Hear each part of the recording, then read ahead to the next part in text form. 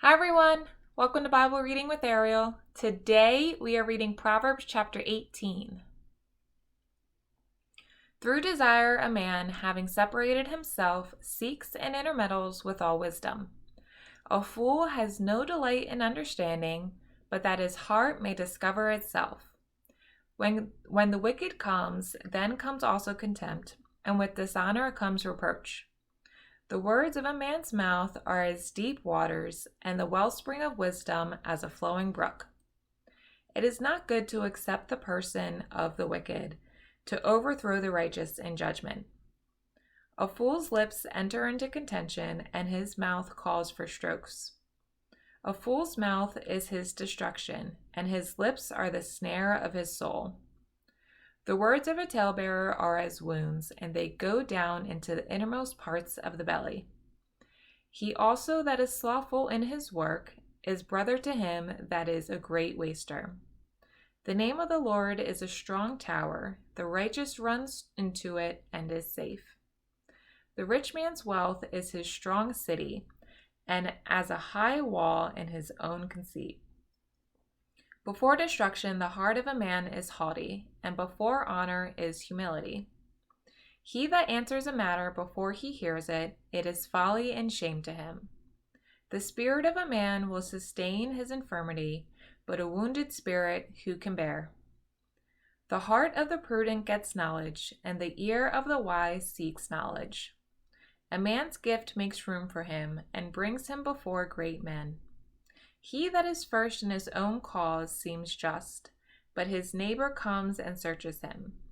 The lot causes contentions to cease, and parts between the mighty. A brother offended is harder to be won than a strong city, and their contentions are like the bars of a castle. A man's belly shall be satisfied with the fruit of his mouth, and with the increase of his lips shall he be filled. Death and life are in the power of the tongue, and they that love it shall eat the fruit of it. Whoever finds a wife finds a good thing, and obtains favor of the Lord. The poor uses entreaties, but the rich answers roughly. A man that has friends must show himself friendly, and there is a friend that sticks closer than a brother. So there are several different themes within this chapter. So I want to focus on one of them, which is our words. So back in verse 8, it says, the words of a talebearer are as wounds, and they go down into the innermost parts of the belly.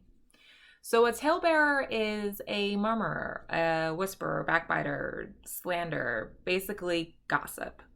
Talking bad about someone behind their back. There's the old adage, from childhood, sticks and stones may break my bones, but words will never hurt me. This is obviously a lie. Sticks and stones and words are hurtful. I think that we came up with that childhood, rhyme because we needed a defense.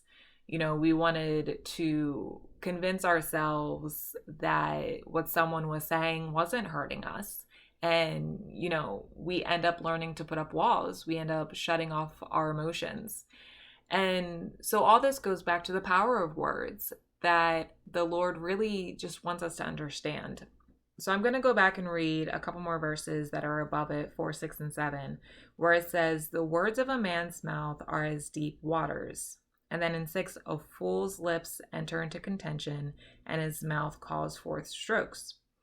A fool's mouth, in verse 7, says, is his destruction, and his lips are the snare of his soul. And then in 8, the words of a talebearer are as wounds. So this word wounds at the end of 8, there are different translations for the root of this word. Some say that it's tasty truffles. Some say that it's dainty morsels, which other people have explained as, being that the words are enticing. And, enticing to those who are listening, who it's not against, but, everyone who's around listening in to, all this gossip. And, makes me think of like the water cooler gossip or, the scandal about so-and-so. And, we just want to know about it. We want to hear what's going on. We want to know other people's business and, the juicy little details. when in reality, it's just very dangerous and it's very hurtful and something that, we're taught as children, but continue on in as adults. And I think adults do it more than kids do. But it's something that we really should not be engaging in and should just be walking away from. So as we read on in this chapter, we see some more natural consequences of both the fool and the righteous person.